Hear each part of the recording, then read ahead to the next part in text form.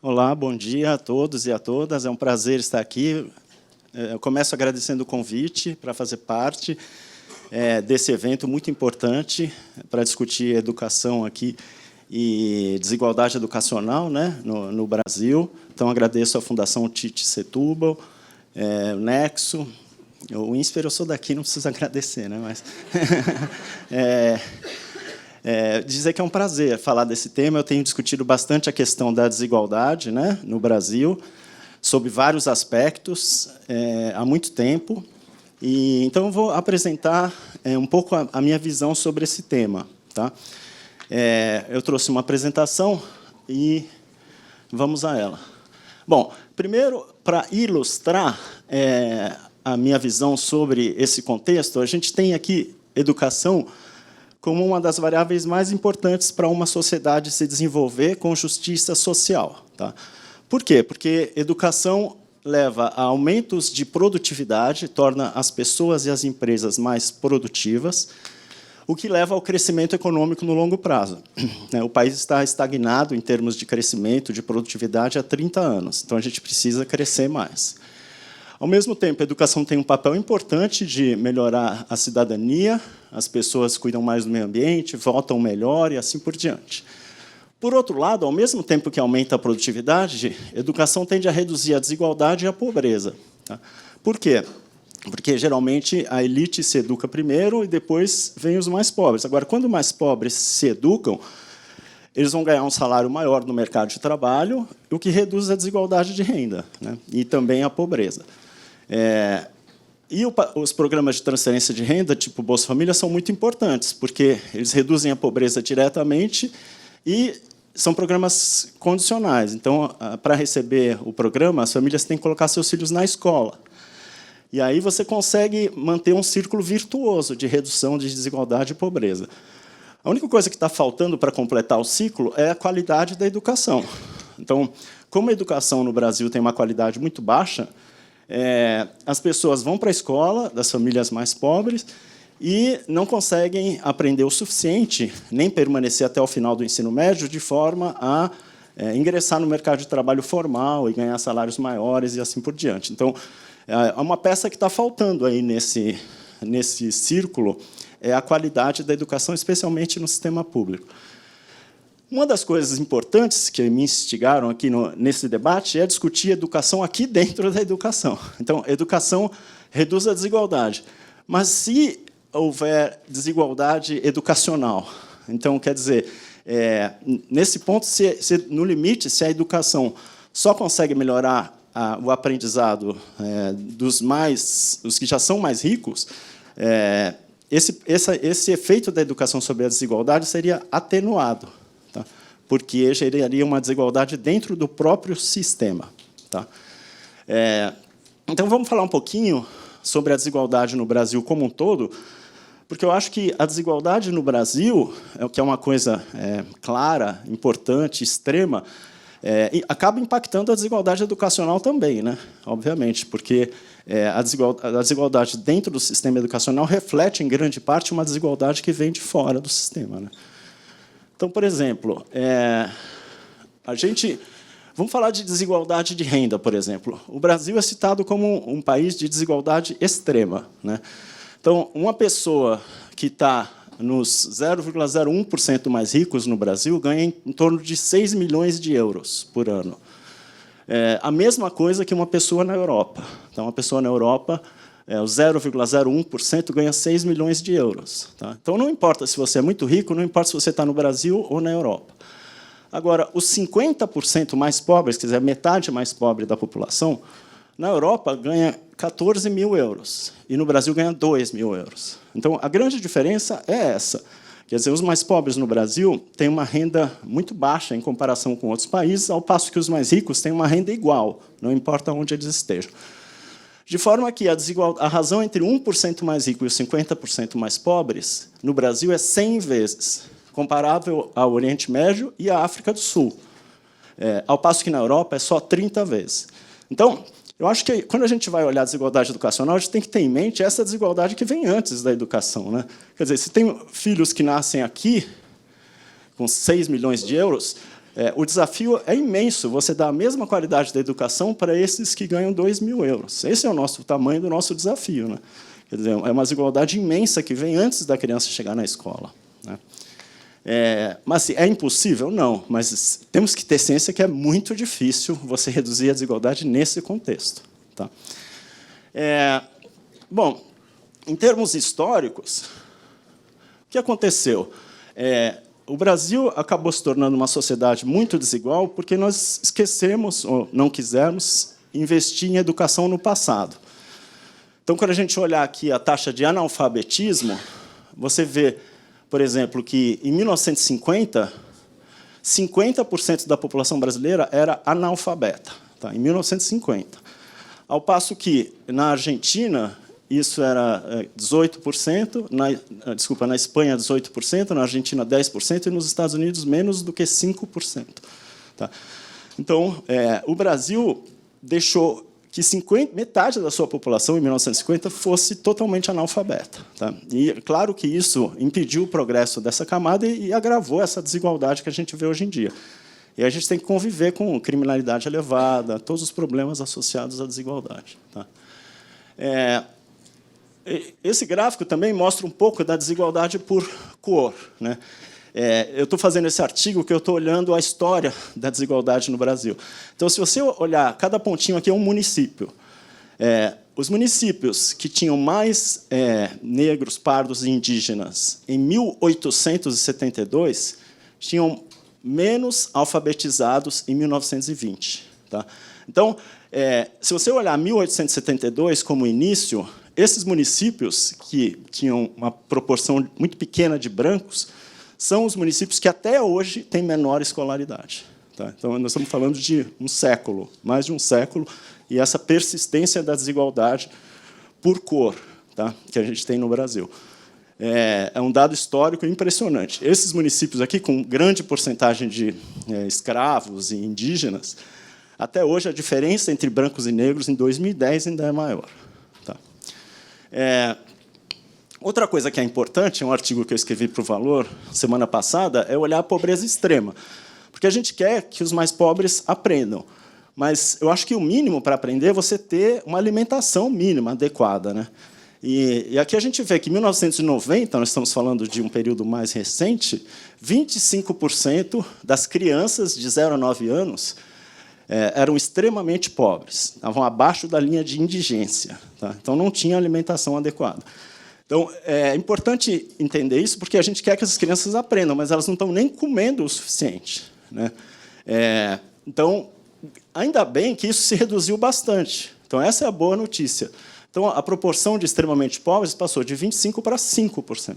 Ainda é grave, né? Você ter 5% da população abaixo da linha de indigência, mas caiu bastante. E a crise de 2015 para 2017 não aumentou tanto a pobreza extrema, porque o país avançou. O país criou uma rede de proteção social que é muito importante. Bolsa Família, seguro-desemprego, BPC, aposentadoria rural, tudo isso.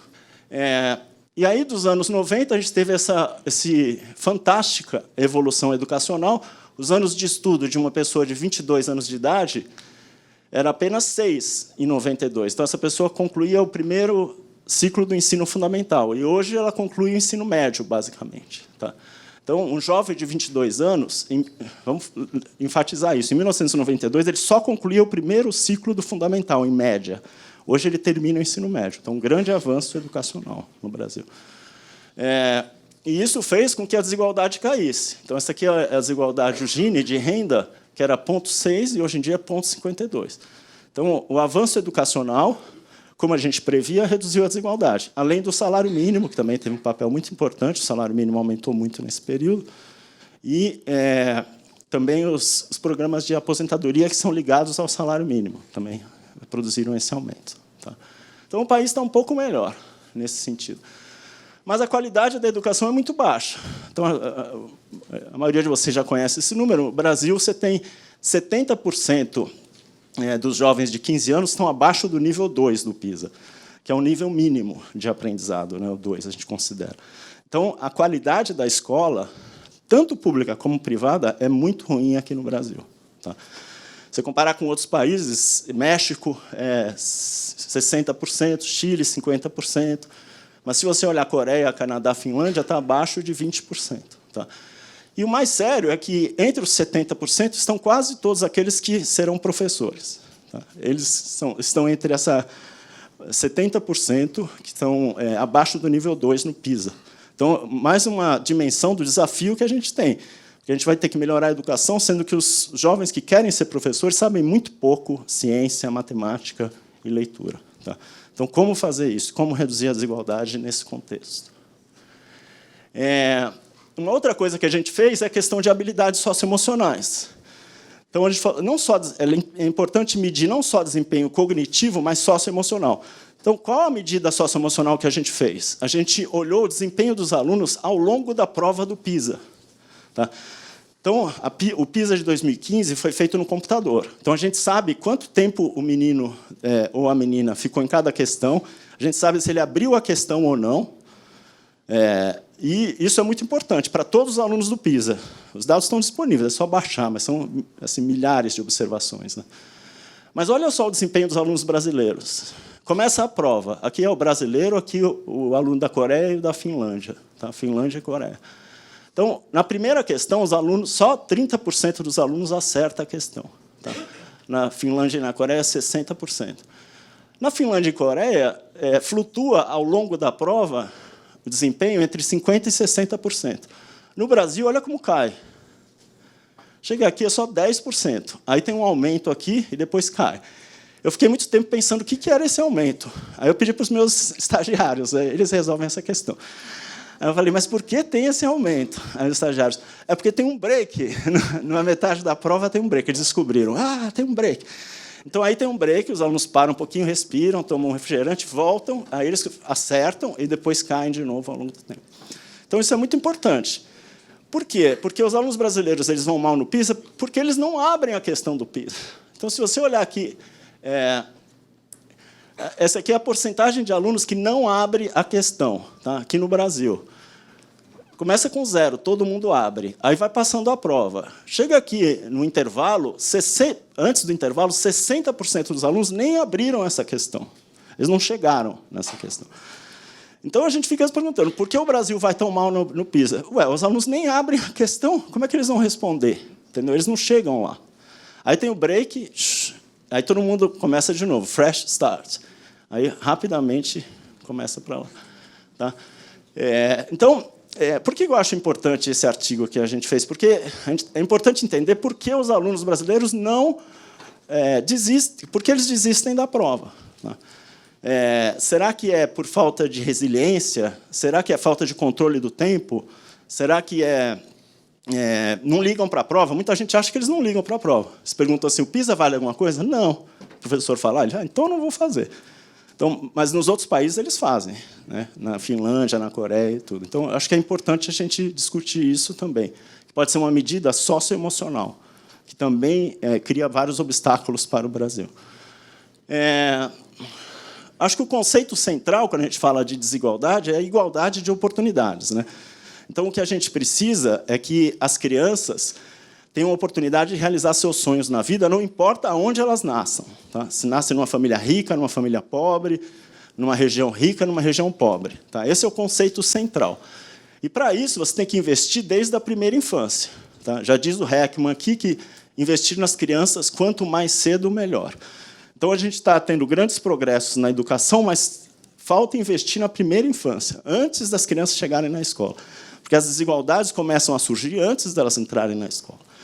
Então, quando elas chegam na escola, já tem uma diferença muito grande de vocabulário, de habilidades socioemocionais, habilidades cognitivas, tudo isso. Então, vai ficando cada vez mais difícil você remediar esse problema. Tá? Então, por isso que a primeira infância é fundamental e tem pouco destaque nos debates hoje em dia. Então, por exemplo, a loteria da vida. O que é a loteria da vida? Bom, dependendo de onde você nasce, você já sabe como você vai ser daqui a 50 anos. É um sorteio, né? É um sorteio. Eu tive sorte, meu pai tem ensino superior, PhD, então eu já sei que minha vida vai ser bem mais fácil do que alguém que nasce numa família pobre. Né? Como mais fácil? Tem esses dados de Pelotas, longitudinais. Então, aqui você tem 8% das mães tinham ensino superior em Pelotas. 28% eram analfabetas. É uma geração inteira que nasceu em 93. É um trabalho brilhante do César Victor, lá em Pelotas. Então, o que aconteceu aos 15 anos? Os filhos das mães analfabetas, 81% já tinha repetido de ano, tá? Aos 11 anos. Os que deram sorte na loteria da vida, só 18% tinha repetido de ano. De 0 a 4 anos, 28% já trabalhava. Só 9% entre as mães que tinham ensino superior. Aí vamos seguir o filme da vida, né? 18 anos. Os filhos das mães analfabetas, 59% já tinham saído da escola. De 12 ou mais, só 16%. Acho que esse aqui é o mais impressionante, né? Os filhos de mães analfabetas, só 2% estavam na faculdade aos 18 anos. Os filhos de mães com ensino superior, 48% já estavam na faculdade. Então, você vê que, quando ele nasce, já está meio definido o que vai acontecer, né? Então, isso é ao contrário de igualdade de oportunidades, né? E é por isso que a gente tem que lutar para termos mais igualdade de oportunidades aqui no Brasil, né? E é possível fazer isso? Será? Então, vamos lá. Porque até agora está um pouco pessimista, né? Mas temos motivos para otimismo. Vamos olhar o caso de Sobral, por exemplo. Então, Sobral começou aqui em 2005 com um IDEB de 4, junto com o resto do Brasil. Ao longo do tempo, foi melhorando o IDEB, tá? Hoje em dia está em 9,1. Então, basicamente, os meninos lá em Sobral estão gabaritando todas as provas. Chega as provas de matemática, português, eles matam tudo, né? Ceará está aumentando também. E, em 2011, Sobral passou a rede privada de São Paulo. Então, estamos falando de desigualdade educacional. Lá, região rural, para quem não conhece, no Nordeste, já passaram a rede privada estadual de São Paulo, então, reduzindo desigualdades no Brasil. E eu acho interessante, eu pedi para o meu assistente produzir o gráfico por percentil em Sobral. Então, aí, dentro de Sobral, mais pobres, mediano e mais ricos, né? Ele acabou de fazer. Então, olha que interessante. O P10 é o 10% mais pobre, né? Aqui é a mediana e aqui é o 10% mais rico. Você vê que eles faziam só 127 pontos, os mais pobres dentro do Sobral. Foram aumentando, aumentando, aumentando. Hoje eles estão em 2,65. Tá? Houve redução de desigualdade? Não houve, mas todos estão melhorando. Eu acho que isso é importante, um debate. Tá? A gente esperaria uma redução de desigualdade. Mas, nesse caso, eu acho menos relevante. Mais relevante é que todos estão melhorando juntos, né? Então, aqui em Sobral, no final, eles têm uma nota maior do que os mais ricos, vamos dizer assim, no início do processo. Agora, a gente pode esperar que vai ter redução de desigualdade. Por quê? Porque os mais ricos já chegaram no limite aqui. Eles não têm como melhorar mais. Eles já estão gabaritando todas as provas. Os mais pobres ainda estão melhorando. Então, daqui a algum tempo, eles também vão alcançar. E aí vai reduzir a desigualdade. Tá claro? Pode demorar mais tempo, mas, eventualmente, no caso do Sobral, porque não tem como aumentar mais, os mais pobres vão chegar lá. Tá? Então, e uma coisa legal é que não está tendo aumento de desigualdade, como o Chico mostrou que está tendo no Brasil. Lá, não. Tá? Então, é possível, aqui no Brasil, no Nordeste, você melhorar dramaticamente a educação dos mais pobres. Assim, os 10% mais pobres. Tá? Importante mostrar isso. Então, o que eles fizeram? Já estou acabando. Foco no desenvolvimento infantil, alfabetização, que é o que a gente está falando, né? Desenvolvimento na primeira infância e tudo. Monitorar o aprendizado nas escolas, avaliar o progresso de todos os alunos ao longo do tempo, responsabilização dos diretores e professores, currículo único e provas alinhadas com o currículo, formação continuada relevante para os professores, baseado no currículo que foi feito, e continuidade das políticas educacionais ao longo do tempo. Então, não tem nenhum milagre. Eu escrevi um artigo uma vez que era um milagre de Sobral, mas aí eu vi que não tem milagre, que, na verdade, é trabalho, foco, né? E isso eu acho bastante importante, né? Então, mesmo o aluno mais pobre da cidade, o professor dele sabe que ele tem que aprender aquilo lá. E, se não aprender, vai vir um gestor atrás dele. Vai falar, por que o aluno não está aprendendo isso? Entendeu? E aí todos estão pelo mesmo currículo, os mais pobres, os mais ricos. Então, acho que é muito importante isso. Então, aqui estão algumas medidas e um exemplo que é possível melhorar a educação de todos na cidade. Então, para concluir, rapidamente eu pintei um quadro histórico para mostrar que o nosso país é extremamente desigual em todos os aspectos da nossa sociedade, mas que, recentemente, a educação melhorou e reduziu um pouco essa desigualdade. Tá? A qualidade da educação ainda é muito baixa no Brasil, e pode ser também que seja um problema de habilidades socioemocionais, gestão do tempo, resiliência, perseverança e assim por diante. A loteria da vida é bem clara aqui no Brasil, né? Não tem igualdade de oportunidades, deveria ter e talvez tenha algum dia, mas a gente não tem ainda. O foco para melhorar a qualidade e diminuir a desigualdade, ao meu ver, tem que ser no desenvolvimento infantil, na gestão educacional e recursos para os mais pobres. Inclusive, tem uma proposta de mudança do Fundeb que é muito importante para diminuir a disparidade de gasto por aluno entre os municípios. Tá? E o Sobral é um caso de sucesso. Então, na medida que a gente consiga entender melhor o que aconteceu em Sobral, a gente consegue replicar em outras cidades. E ver que não é nenhum milagre, é trabalho duro, foco na gestão e busca de resultados. Então, era isso. Muito obrigado. Yo quiero compartir con ustedes algunas reflexiones que tienen que ver con un desarrollo conceptual que hemos ido haciendo en el IPE. Yo trabajo en el Instituto Internacional de Planeamiento de la Educación. Hay una sede en Buenos Aires para América Latina y ahí coordino el área de investigación. Y vengo desarrollando ese trabajo hace casi 20 años en esa institución. Y este es un recorrido que podríamos iniciar cuando a comienzos de la década pasada, con Juan Carlos Tedesco, instalábamos la discusión sobre educabilidad en los países de América Latina, que ponía el foco muy fuertemente en la cuestión de la pobreza y la desigualdad, y cómo luego fuimos incorporando nuevas miradas y nuevas herramientas conceptuales que hoy son desafiadas, interpeladas cuando estamos trabajando con otro concepto que está muy vigente en la región en este momento, que es la idea de inclusión educativa, ¿no? En realidad hay una larga y profunda tradición en América Latina para pensar el tema de las desigualdades educativas ligadas a las desigualdades sociales, digamos. O sea, se ha mostrado siempre a la escuela como un espacio de reproducción de las desigualdades sociales. Concepto que obviamente tiene raíces previas a lo que puede haber sido el trabajo de investigación en las últimas décadas en América Latina, y podemos encontrar las raíces en la sociología francesa, en la sociología inglesa, norteamericana, donde claramente aparece esta idea de la escuela, el sistema educativo como un mecanismo de reproducción de las desigualdades.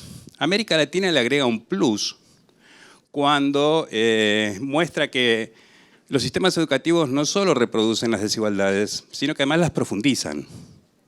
Entonces, podríamos decir que tanto en el campo de la investigación como en el campo de la política educativa hay una larga tradición, seguramente poco exitosa, pero la hay, en lo que es pensar la relación entre educación y pobreza, la educación y desigualdad.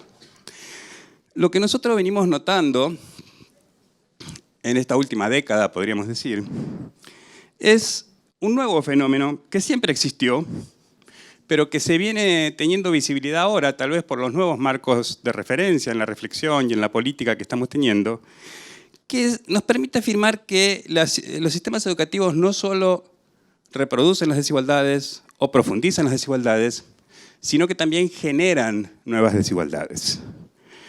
Podemos decir que donde había desigualdades, la escuela las reproduce y las profundiza, pero además, hoy podemos decir que donde hay diversidad, la escuela se apoya en ella para generar nuevas formas de desigualdad.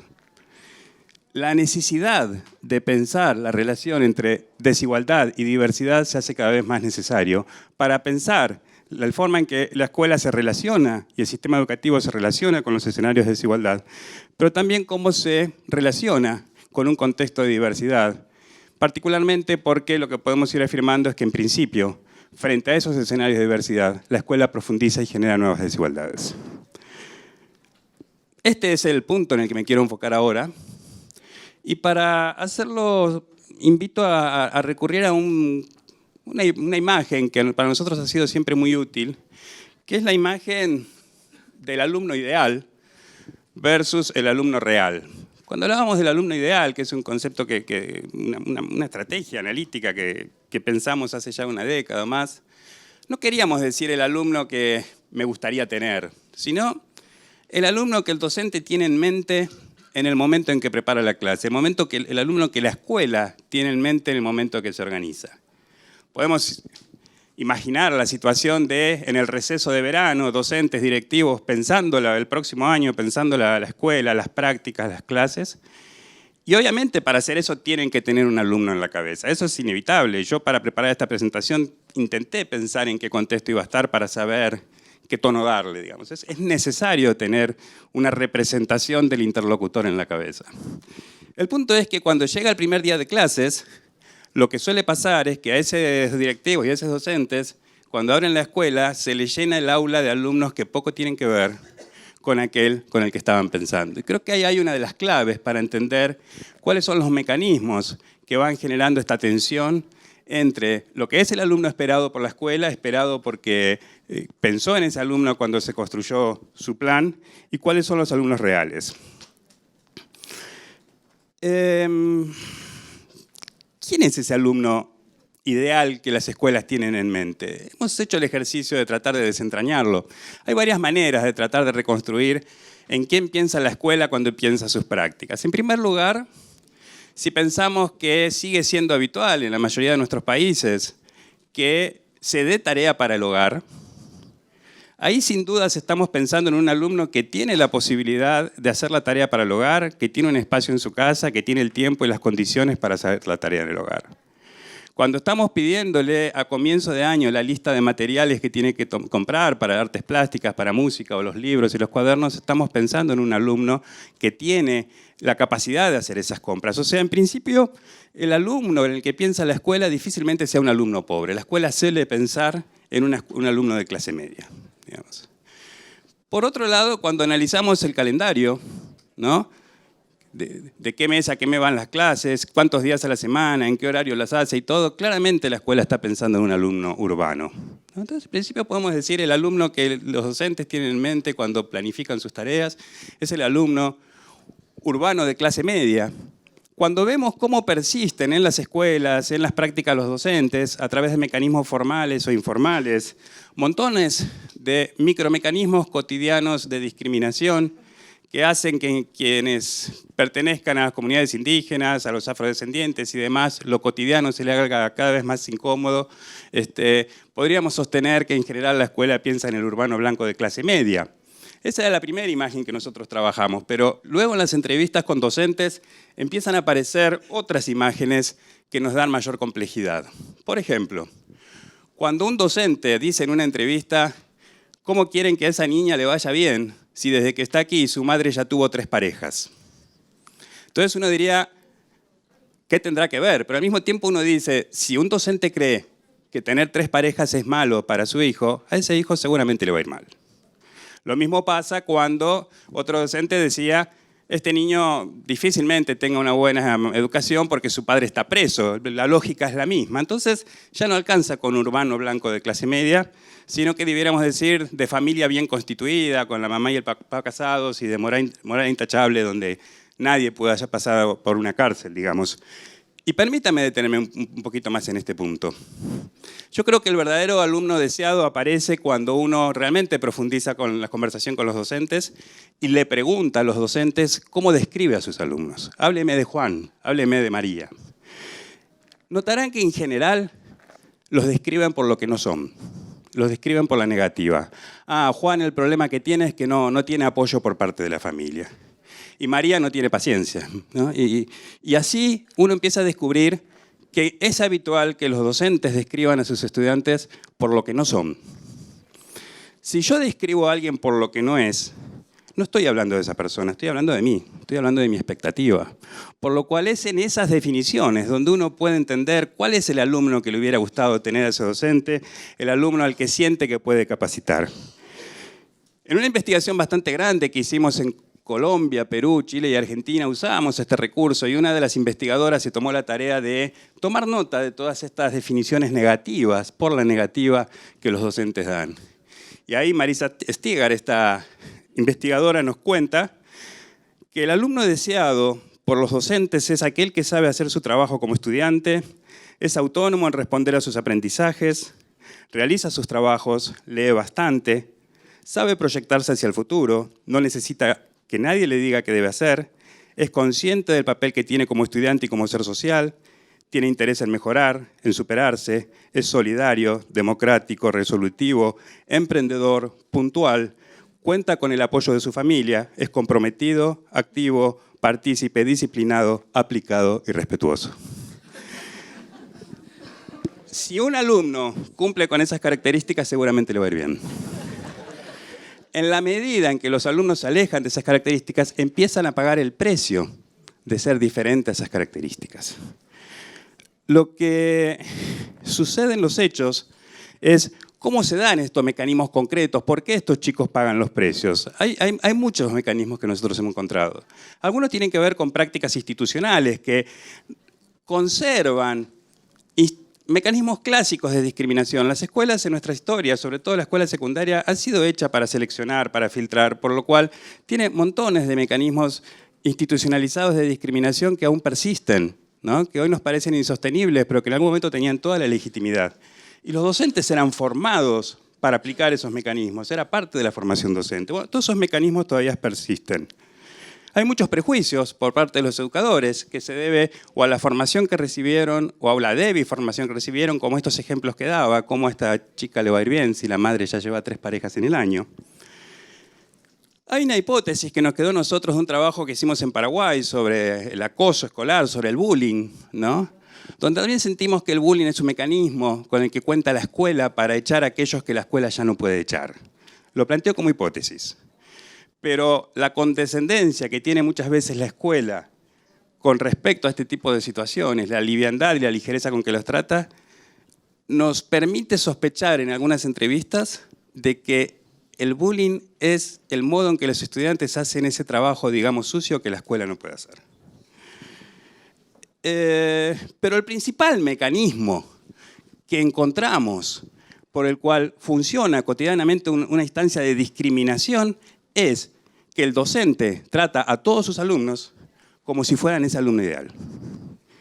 Si te pareces a este alumno ideal, te va a ir bien, pero en la medida en que no te parezcas, te va a ir mal. Y ahí está el principal mecanismo cotidiano de discriminación, el trato igualitario que reciben todos, un trato que apela a una imagen de estudiante que poco tiene que ver con, al menos alguno tal vez, pero con poco tiene que ver con los estudiantes que están en el aula. Y es ese el principal mecanismo de discriminación, que si pudiéramos hacer un gradiente de quienes más se acercan y quienes más se alejan de ese modelo ideal, estaríamos en condiciones de hacer un gradiente de las probabilidades de éxito educativo que van a tener. Los más alejados están condenados al fracaso educativo. Y ahí es donde aspectos de la personalidad, del estilo, no ser atento, no ser ansioso y demás, empiezan a convertirse en soporte de mecanismos de discriminación y, consecuentemente, en soporte de construcción de nuevas desigualdades.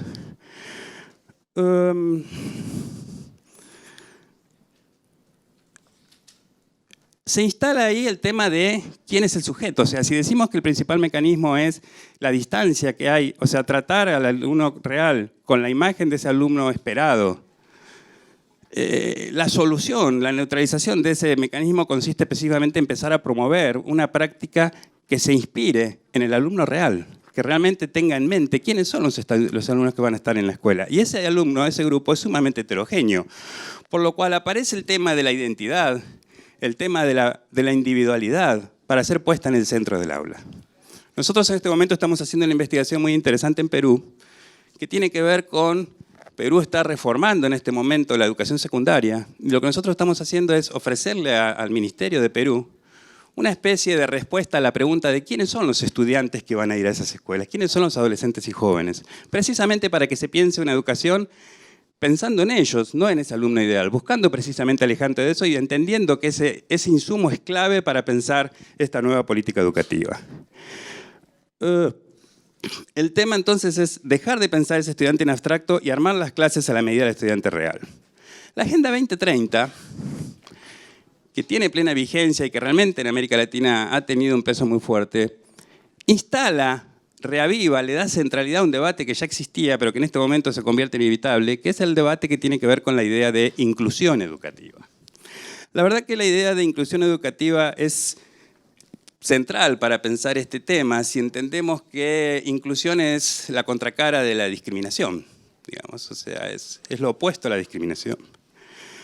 La agenda no es vinculante, sabemos, la Agenda 2030, pero la Agenda 2030 puede ser leída, lo de DS4, precisamente, como una guía de trabajo, como un plan, como una estrategia consensuada que le permita a los estados cumplir con su mandato, sí, vinculante, de garantizar el derecho a la educación. Por lo cual uno, en ese marco, y sobre todo que es una misión institucional nuestra, tratar de traducir la investigación en recomendación de política, en ayudar en estos procesos de implementación de estas agendas, uno podría empezar ya a alejarse de esta mirada sociológica, de reflexionar sobre las causas e intentar por lo menos ver qué oportunidades se aparecen ahí como estrategias para pensar nuevas políticas. En primer lugar, es en la educación inclusiva la que nos permite desarticular estos mecanismos donde la diversidad se constituye en soporte para la consolidación de nuevas formas de desigualdad.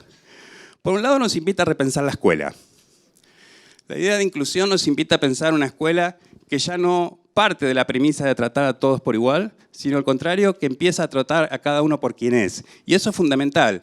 La práctica educativa, el cotidiano de la escuela, empieza a ser necesario de ser construido a través de la curiosidad por el otro, la pregunta sobre quién es cada uno, el reconocimiento de ese otro a partir de su propia identidad. Aparece el sujeto en el centro, aparece la invitación a desplegar su identidad y no a ocultarla como ocurrió hasta ahora, y aparece la posibilidad de generar un diálogo a partir del reconocimiento de esa identidad.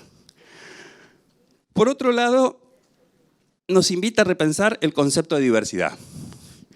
Estamos acostumbrados a pensar la diversidad como la existencia de grupos particulares, como pueden ser los indígenas, los afrodescendientes, podemos ser más abarcativos y podemos incluir a los judíos, a los italianos, a los migrantes de otros países, y así podemos armar un montón de categorías de diversidad.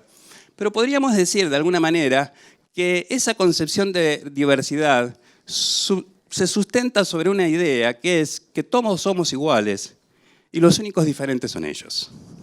Somos todos iguales y los diferentes son los indígenas, los afrodescendientes, los italianos, ¿no?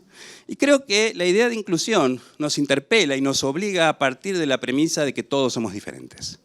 Y que en todo caso lo que nos iguala es precisamente la individualidad, la idea de que todos somos diferentes. Y es esa posibilidad que lo planteaba hoy Marlova en la apertura, cuando dice todos somos todos y no ellos. Me parece que eso es lo que, una de las reflexiones que inevitablemente nos instala esto, que son reflexiones que son soportes fundamentales para poder dar el paso de transformación de la escuela en ese sentido. Termino con dos ideas que me parece que permiten esbozar nuevamente puertas de entrada de por dónde avanzar en la transformación de esta escuela hacia una escuela inclusiva. En primer lugar, tiene que ver con un aspecto de la relación estudiante-docente, digamos. Desde la pedagogía se dice, yo no vengo del campo de la pedagogía, pero se plantea siempre esta idea de que el vínculo docente-estudiante tiene que ser un vínculo inevitablemente asimétrico. La pedagogía necesita de esa asimetría, del reconocimiento que el estudiante hace del docente como alguien que tiene algo para decirle, alguien para darle, alguien que lo va a direccionar. Es ese vínculo clave para el que el proceso de enseñanza y aprendizaje efectivamente funcione. Si el estudiante ve en el docente un igual, difícilmente ahí pase algo. Entonces, ahí hay un aspecto de la relación docente que inevitablemente tiene que ser asimétrica. Hay otro aspecto de la relación estudiante-docente que inevitablemente debe ser asimétrica, y es cuando pensamos que el estudiante es un sujeto de derecho, y el docente es un agente de una institución que forma parte de una política de garantía de derechos. Y la relación entre sujeto y garante de derechos es, por definición, una relación asimétrica, donde por cada derecho de un sujeto hay una obligación del garante. Esa asimetría tiene que estar presente en todo momento, incluso tiene que estar presente en el aula. Ahora hay una tercera dimensión de la relación docente-estudiante que me parece que la idea de inclusión nos lleva a repensar que tiene que ver con la dimensión humana, donde la hipótesis es que esa relación debe ser simétrica, donde tiene que ser posible un trato entre uno y otro basado en el reconocimiento, en el respeto, en la curiosidad, y ese aspecto es clave que sea en alguna medida de igual a igual para darle soporte a las otras y construir el vínculo educativo en un verdadero vínculo de enseñanza y aprendizaje. El segundo punto que quiero traer es reconocer que no podemos profundizar en esta reflexión si no tomamos todos los aportes que al respecto ya hizo Nancy Fraser. Ella nos recuerda que nuestras sociedades están precisamente atravesadas por tremendas desigualdades y también por una gran diversidad. Nos recuerda que el Estado interactúa con ese espacio, con ese escenario, y frente a ese escenario nos dice ella, el Estado tiene dos responsabilidades. Frente a la desigualdad, la responsabilidad es de redistribución, pero frente a la diversidad, la responsabilidad es de reconocimiento. Y además nos recuerda que no son acciones que se vinculan automáticamente, que no toda acción de redistribución necesariamente es de reconocimiento y viceversa, que no toda acción de reconocimiento necesariamente es de redistribución, por lo cual, cuando se piensa una política o cuando el Estado piensa una intervención, inevitablemente tiene que tener presente en qué medida en esa intervención hay un componente de redistribución. De eso estamos acostumbrados a pensarlo, pero también en qué medida hay un componente de reconocimiento. El desafío que nos queda es repensar la escuela, sus dinámicas, sus articulaciones con el sistema educativo, para que cada una de ellas sea realmente un espacio que se inscribe en un compromiso estatal de redistribución y reconocimiento, un modo de revertir las desigualdades existentes y de no generar nuevas a partir de las prácticas discriminatorias hoy existentes. Gracias. Como os colegas que me antecederam, eu me vejo diante da difícil tarefa, né, de propor uma reflexão sobre os desafios da desigualdade educacional no Brasil. A tarefa é difícil por pelo menos duas razões. Primeiro, porque nessas alturas nós conhecemos razoavelmente a desigualdade educacional presente no nosso país. Conhecemos também todos os esforços que foram e vêm sendo desenvolvidos para enfrentar esse problema. Sabemos bastante sobre os resultados, que alguns resultados muito bons, né, têm sido alcançados em diferentes regiões do país. Sabemos que também há um caminho longo ainda a percorrer. A outra dificuldade é que, se sabemos que essa desigualdade é particularmente grande no Brasil, né, como vários que me antecederam aqui já sublinharam, nós sabemos também que ela não é estruturalmente tão diferente da desigualdade educacional encontrada em outros lugares do mundo, onde os sistemas de ensino funcionam sob outras tradições políticas, recebem outro tipo de recursos, são submetidos a outros princípios pedagógicos, de gestão, etc. Nós sabemos disso há bastante tempo, o que torna legítima também a questão sobre se é possível, de verdade, lançar olhares novos sobre essa velha questão, principalmente diante da necessidade de nos interrogarmos sobre os pontos cegos, né? Aqueles que estão nos escapando, aqueles que podem, talvez, contribuir para que avancemos um pouco mais rapidamente. Bom, então, para enfrentar isso aí, eu pensei em organizar minha fala em três partes. Na primeira, falar um pouco outra vez, fazer um pequeno retorno sobre esse problema da desigualdade, um ponto de vista um pouco mais micro do que vem sendo tratado aqui. Na segunda, uma incursão sobre a própria ideia de democratização e, por fim, ao final, proponho levantar algumas questões que podem, talvez, informar alguns esforços de pesquisa que possa ser colocado a serviço da política educacional. Bom, então, para avançar, eu gostaria de tomar como ponto de partida aqui a história de um garoto chamado Rodrigo, morador de uma cidade nos arredores de Campinas. Eu conheci Rodrigo quando eu desenvolvi uma pesquisa sobre as relações que as famílias dos grupos populares e médias estabeleciam com a escolarização dos seus filhos. Na época, meu interesse era registrar e compreender as expectativas que essas famílias manifestavam e como essas expectativas informavam suas ações cotidianas, com relação às crianças, com relação à escola.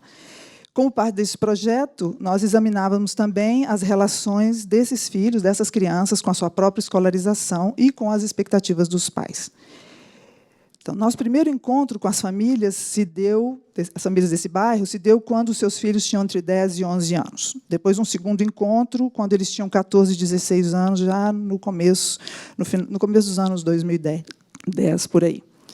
Aos 11 anos, no ensino fundamental 2, Rodrigo era um garoto magro, alto, sorridente, o mais velho de três filhos, todos homens.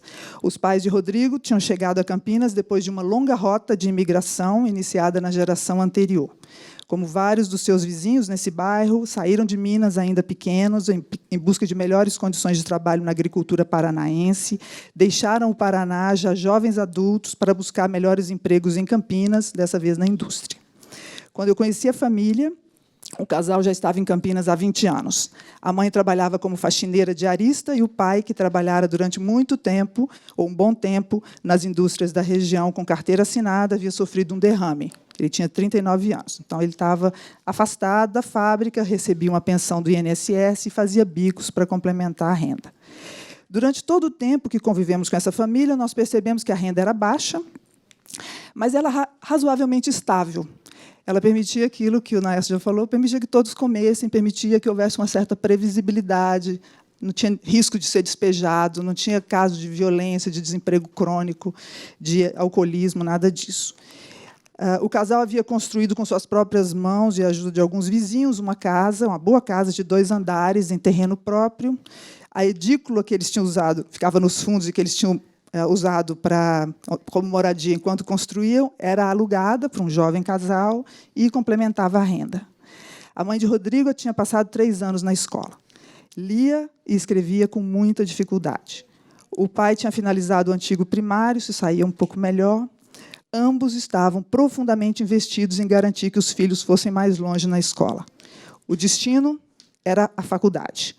Ambos eram muito presentes na escola. O assunto educação dos filhos era claramente um sucesso entre eles, atraindo atenção e garantindo horas de conversa.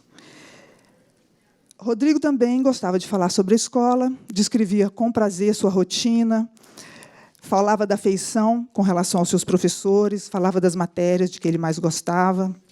O destino de Rodrigo estava claro para todos nesse período, fazer uma faculdade. Não era um destino comum no bairro, não era um destino comum entre os vizinhos, mas era o destino que as patroas da mãe almejavam para os seus filhos, mulheres que a incentivavam a perseguir a mesma coisa para o seu próprio filho. Nenhum esforço era poupado, tudo que era necessário para a escola era prioridade. Uniforme, material, dinheiro para lanches e passeios, tempo para as tarefas escolares. A situação escolar de Rodrigo, aos 11 anos, era comparável à de vários outros meninos e meninas que entrevistávamos no bairro na mesma época. Suas expectativas também, assim como a dos pais. Rodrigo se diferenciava por uma coisa, por ser apontado na escola como o melhor aluno da classe, quiçá o melhor aluno da escola. Era muito querido pelos professores, era conhecido pela direção. Quando reencontramos Rodrigo, 5 anos mais tarde, ele tinha 14 anos. Nada havia mudado. Ele continuava o melhor aluno da classe, continuava motivado em relação a buscar um curso superior. E isso começava a ganhar contornos mais nítidos. Rodrigo começava a pensar em alguns cursos universitários, mencionava esses cursos. Ele fazia alguns bicos no final de semana para ganhar algum dinheiro, mas os pais não queriam que ele começasse a trabalhar regularmente para não atrapalhar os estudos. No entanto, muito havia mudado com relação a seus colegas que havíamos entrevistado na rodada anterior. A imensa maioria aguardava com impaciência a idade em que seriam autorizados a trabalhar. Nada esperavam mais da escola. Entrevistas com pais e professores mostravam que não era difícil compreender o que havia de diferente na história de Rodrigo. Muito investimento e um alto grau de sucesso, de um lado. Muito investimento, um não tão alto grau de sucesso. Muito desalento, do outro lado. Corta a cena, voltamos a encontrar Rodrigo no ano em que ele prestou o Enem. Para a decepção de todos, família e escola, o melhor aluno da classe, quiçá da escola, não havia conseguido uma nota que permitisse disputar ingresso numa universidade pública da região, mesmo em cursos os menos concorridos. O seu resultado havia sido pífio. E não é porque o Rodrigo não era bom de prova. Ele era bom de prova. Traçava as provas da escola. Essa é a história cristalizada nesse gráfico, que eu vou tentar mostrar aqui. Eita. Ali. que eu exibo tal como ele está apresentado em uma publicação da OCDE, tendo acrescentado apenas a tradução embaixo, ali em português. É um slide que apresenta os resultados da prova de leitura do PISA aplicada em 2009, em um conjunto amplo de países. Os dados são antigos, um tanto propositalmente, porque o objetivo não é discutir a comparação, o rendimento, né? A comparação de rendimento entre os países. Mas o que me interessa aqui é, principalmente, ver o que esses dados nos dizem sobre a desigualdade interna aos países e, principalmente, sobre a associação entre desempenho e nível socioeconômico. Então, como vocês vão ver, as notas possíveis de ser obtidas estão no eixo vertical, os países que participaram no eixo horizontal. Os países estão distribuídos em função das notas médias obtidas pelos estudantes. Trata-se, portanto, de uma representação das nações posicionadas em uma escala em função do desempenho de um conjunto de estudantes submetido a uma prova produzida por uma agência internacional. Essas barras finas, nas quais se posicionam pequenos quadrados vermelhos, círculos pretos e azuis e, por fim, uma seta amarela, um triângulo amarelo, apresentam outro conjunto de informações. Cada um desses símbolos indica o desempenho médio dos jovens que foram submetidos à prova, agrupados em quartis em função do nível socioeconômico de suas famílias. O quadrado vermelho corresponde ao desempenho médio do quartil dos jovens com mais baixo nível socioeconômico e o triângulo amarelo corresponde ao quartil com nível mais alto. Colocadas lado a lado, essas barras registram, portanto, que entre todos os países, todos esses países, tão diferentes entre si, uns mais ricos, uns mais pobres, com regimes políticos variados, com número de habitantes também muito variado, entre outros, e com tal diferença de resultados, há sempre uma constante. O maior ou menor desempenho na prova acompanha sempre o nível socioeconômico dos estudantes. Aqueles oriundos de famílias com maior nível socioeconômico se saem invariavelmente melhor do que aqueles oriundos de famílias com menor nível socioeconômico. Observem, vou repetir, em nenhum desses países ocorre uma inversão, por menor que seja, por pequena que seja, na relação entre o nível socioeconômico e os resultados obtidos na prova. Essa regularidade nos incomoda, e por uma série de razões. Em primeiro lugar, porque sabemos que, se essa desigualdade de desempenho é um indicador de desigualdades passadas, ela também aponta para desigualdades futuras. Desigualdades no desempenho em uma prova de leitura podem ser vistas assim como indicadores de desigualdades passadas e futuras ao mesmo tempo. Os efeitos disso podem ser mitigados, e são, né, mais ou menos mitigados em alguns casos, por arranjos políticos, taxação, impostos, por exemplo. Se a diferença de rendimento associada ao diploma é muito alta e se há poucos controles sobre a apropriação privada dos benefícios associados ao diploma, se há pouco controle sobre isso, os efeitos são altos. Se, como em países como a Alemanha e a França, por exemplo, esses controles são mais fortes, é possível conviver com um nível de desigualdade escolar maior. Se eles são menores, a gente está numa situação muito ruim. Em 2018, nos países da OCDE, aqueles que alcançaram um diploma de nível superior recebiam, em média, um rendimento 54% superior àqueles que detinham um diploma de ensino médio. Em países como Brasil, Colômbia, México e Chile, essa vantagem é ainda maior, né, como os colegas aqui já mencionaram. Mas essa regularidade ela nos incomoda também por um outro motivo. Nós não a consideramos justa. E nós não a consideramos justa porque nos foi feita a promessa, que vem no bojo dos processos de construção da democracia moderna, de que a origem social dos indivíduos não deveria determinar seu destino social. Esse gráfico representa, comunica, atesta nosso fracasso em cumprir essa promessa.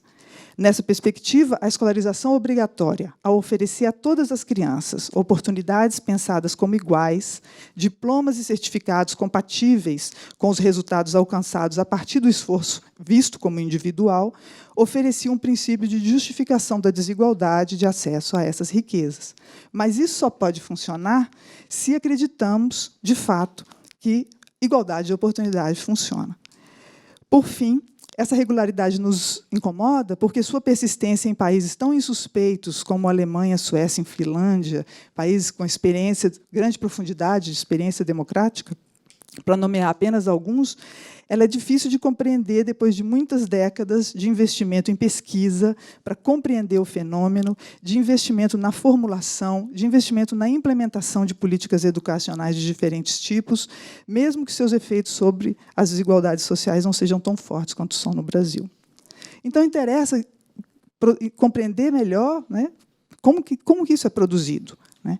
Então, em primeiro lugar, eu acho que é importante, e, inclusive dialogando com as apresentações que vieram antes e que têm insistido bastante na produtividade dessas comparações internacionais, é a gente compreender o que é a escola e em que lugar o Brasil está nesse processo de expansão escolar e de construção de uma sociedade altamente escolarizada. Então, a história mostra que a escola não é um dado da natureza, nem uma evolução natural dos modos de ensinar. O que nós conhecemos hoje como escola surge a partir do momento em que o Estado passa a se encarregar de definir, primeiro, quem pode e sob que circunstâncias adentrar o espaço controlado da escola, seja como aluno, seja como professor, seja como participante legítimo do processo de ensino-aprendizagem, em diferentes capacidades, como bedel, bibliotecário, psicólogo, etc. Segundo, quando o Estado define o conteúdo que estrutura tais processos, isto é, o currículo, na sua dimensão mais visível, explicitado nos livros, nos programas de curso, etc., ou na sua dimensão menos visível, cifrado, codificado nas regulamentações e nas práticas que definem o uso do tempo e do espaço dedicados à atividade escolar. A implementação da escola obrigatória, controlada pelo Estado, não se deu sem luta. Como mostram os historiadores, por exemplo, da Revolução Francesa, no momento em que o debate sobre a escola obrigatória atingia uma grande intensidade, né, aqui me alimentando também do modus, né, do impulsos histórico aqui do Naércio, se é verdade que o avanço da escolarização era um valor compartilhado por grupos muito diferentes e que a maioria dos deputados, por exemplo, da Constituinte, fosse a favor de criar na França uma escolarização nacional e uniforme, uma educação comum a toda a nação, não é menos verdade que, em meio a esse forte consenso básico, havia muita divergência quanto a quem caberia assumir a responsabilidade. Se o Estado, se as famílias, se iniciativas associativas de diferentes tipos, sob os mais diferentes, variados argumentos, inclusive, né, entre os quais a oposição entre leigos e religiosos era também importante. Isso não foi diferente em outras regiões da Europa, e é apenas aos poucos que a escola controlada pelo Estado vai se institucionalizar. Regulamentos vão garantir a articulação dos espaços de ensino existentes e vão lhes dar uma forma e uma coerência, que denominamos hoje como Sistema Nacional de Ensino, mesmo quando a articulação entre os diferentes espaços de ensino está longe de ser perfeita e mesmo quando não é codificada completamente na lei, quando o projeto nacional não é que é defendido por alguns, não é uma realidade, como na verdade, é o que acontece na maioria dos casos. Nós falamos de um sistema nacional porque uma das forças impulsionadoras da construção desse arranjo foram os processos mais amplos de construção das nações e de constituição das subjetividades capazes de compreender e vivenciar esse projeto nacional. Como já mostraram, né, vários autores, não há nação no sentido político da palavra antes do século XVIII. A própria ideia de nação constitui uma revolução ideológica. A nação é concebida como uma comunidade ampla, unida por laços que não são mais a sujeição a um mesmo soberano ou o pertencimento a uma mesma religião ou a um mesmo estamento social. Então, isso que nós consideramos absolutamente natural, né, o Brasil comparado aos Estados Unidos, o Brasil comparado à Argentina, isso é algo muito recente, né, que tem sentido para nós apenas, se tornou, né, fonte de sentido apenas muito recentemente. Então, a expansão escolar ela é contemporânea da invenção e da expansão do sentimento de pertencer à pátria. E é na escola que vai se aplicar uma pedagogia do pertencimento e do amor à nação. E está em jogo ali, nessa fase áurea, né, de criação da instituição, a formação dos cidadãos capazes de estabelecer alianças fortes com a nação, com a pátria, em detrimento das alianças até então estabelecidas com o grupo de parentesco, com o soberano, com a Igreja. A primeira onda de expansão escolar, portanto, ela não é tributária de investimentos que têm o desenvolvimento econômico como objetivo, como fim, nem mesmo como horizonte. Não é pauta, não é discussão, não é isso que está em jogo. Como resultado de todo esse arranjo, no espaço de um século, esse modelo de escola se difundiu por toda a Europa Ocidental, pela América do Norte e também pela Austrália. Olha lá, isso é a primeira onda de expansão escolar. A gente vê que, já em 1910, países como Estados Unidos, França, Austrália, Japão, Canadá têm uma proporção muito grande da população em idade escolar nessa instituição, submetido, né, às regras dessa instituição. Uma segunda onda de expansão escolar veio ocorrer a partir dos anos 1950, como esses dois outros gráficos mostram. O primeiro, que permite verificar a posição particular desses países latino-americanos, que é a Argentina, o Uruguai e o Chile, são bem diferentes, mas também, né, acompanham, mas um pouco de retardo, isso que acontece com aqueles países que eu citei anteriormente. E esse segundo slide, que mostra, em relação àqueles 3 países, a situação desses outros países, também Colômbia, Bolívia e o nosso Brasil, que deixa claro também a expansão tardia da escolarização entre nós. Nessa segunda onda de expansão da escola, se misturam dinâmicas de diferentes tipos, antigas e novas. Para as novas nações, recém-liberadas do regime colonial, sistemas de ensino eram necessários para a construção das identidades nacionais, problema com o qual o Brasil também se debatia nos anos 20 e 30. É importante também lembrar, né, todas as mudanças que ocorreram em escala planetária nesse período, mudanças na estrutura produtiva, cada vez mais dependente de inovações baseadas em conhecimentos, mas também dinâmicas geopolíticas de longo alcance, cujos traços mais visíveis foram a corrida espacial e armamentista, assim como os movimentos anticolonialistas na Europa e por direitos civis nos Estados Unidos. Então, a expansão escolar ela se torna, então, uma pauta de diferentes forças, com diferentes intenções, com diferentes objetivos.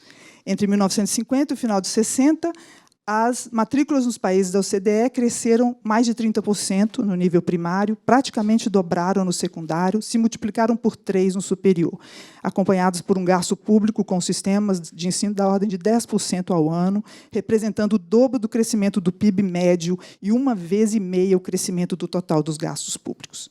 Ao mesmo tempo, em países da América do Sul, da Ásia e da África, elites locais inseridas em redes transnacionais em estreita relação com organizações internacionais lideravam uma marcha modernizadora, avançando, entre outras iniciativas, a agenda da expansão e da reforma escolar, vista como um requisito crucial para o crescimento econômico. A América Latina não vivenciou esses processos de forma homogênea, como a gente vê aí. Um grupo de países avança primeiro, outro avança depois.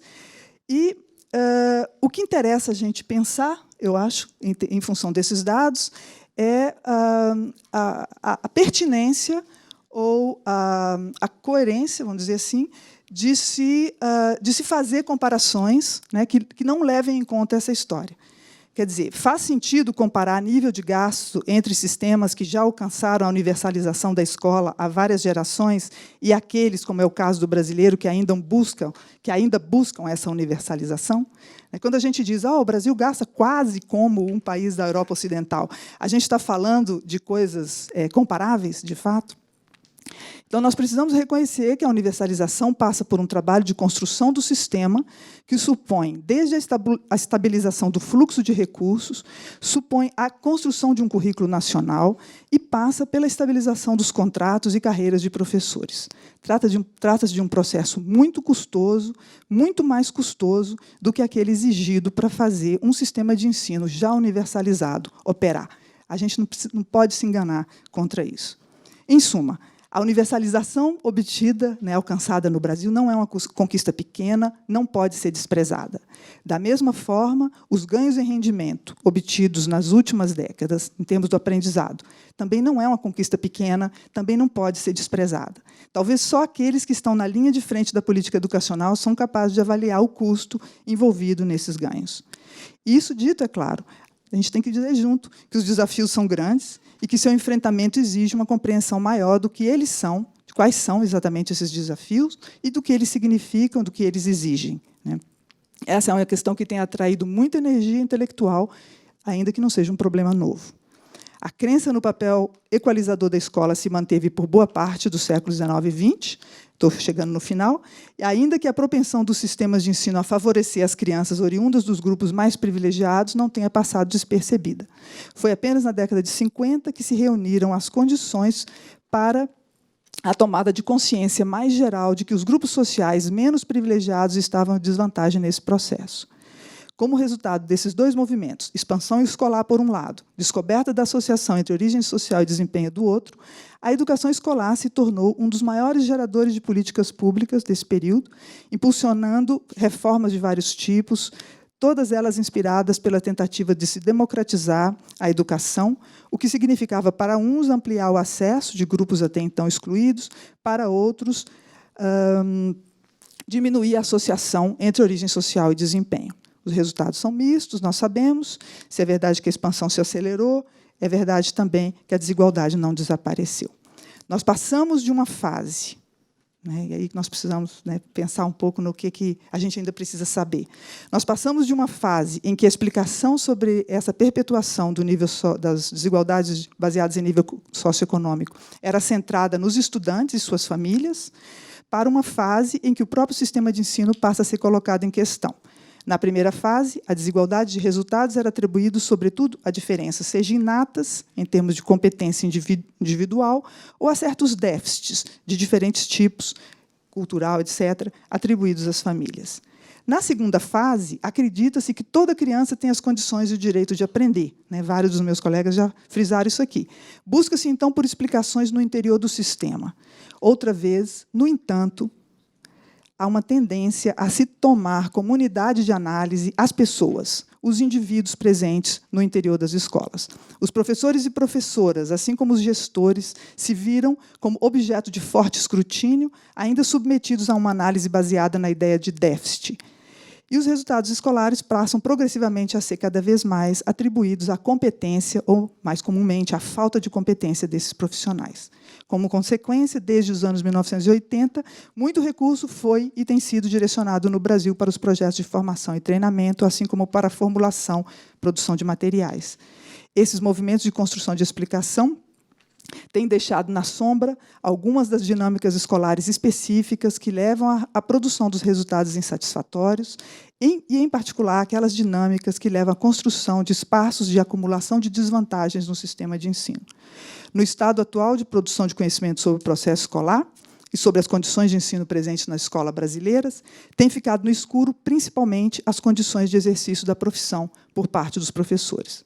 Na discussão sobre salários, por exemplo, que mais recentemente tem assumido alguma prioridade ou alguma visibilidade, deveria estar em questão também a necessidade de se construir condições para que os professores possam receber uma remuneração que os permita se fixar em uma escola determinada, de modo a poder investir seu tempo, sua energia, para se engajar, com apoio de coordenadores e gestores, em construir planos de ação que possam ser desenvolvidos coletivamente, com vistas a atingir objetivos de aprendizagem claros.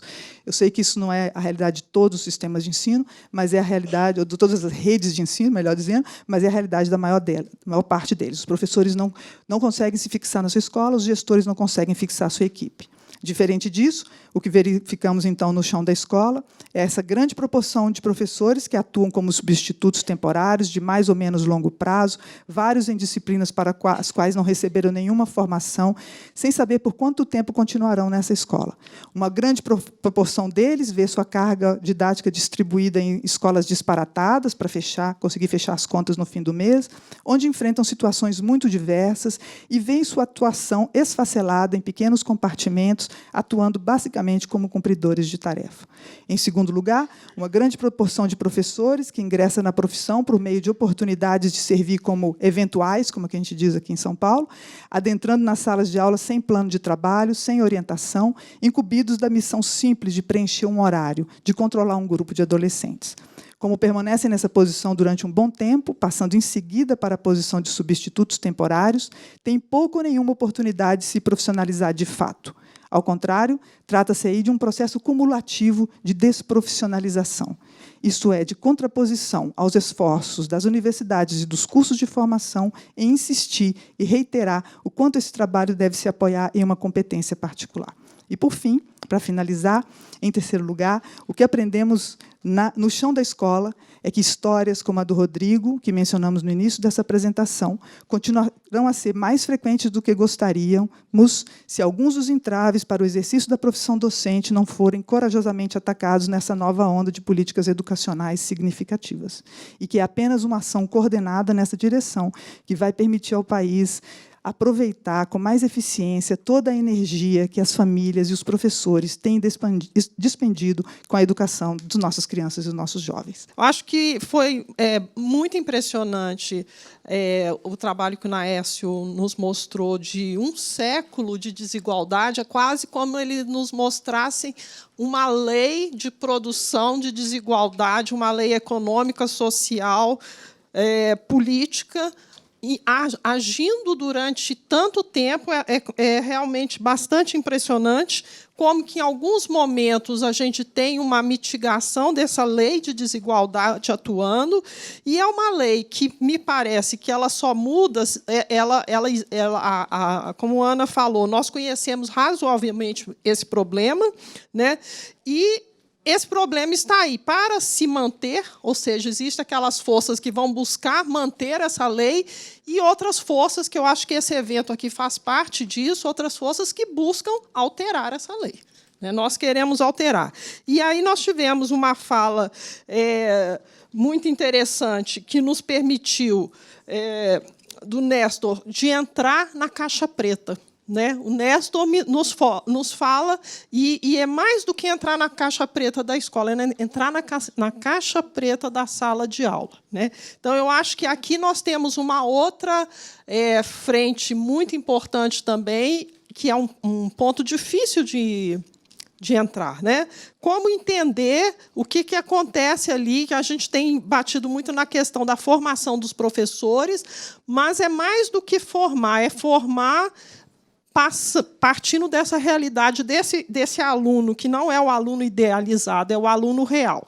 Agora, o grande desafio é garantir o direito do aprendizado desse aluno real, tratando esse aluno real como ferramenta pedagógica, porque esse aluno real ele também tem direito a esse conhecimento, que ele vai garantir que essa desigualdade... Garantir não, dar essa oportunidade de reduzir essa desigualdade.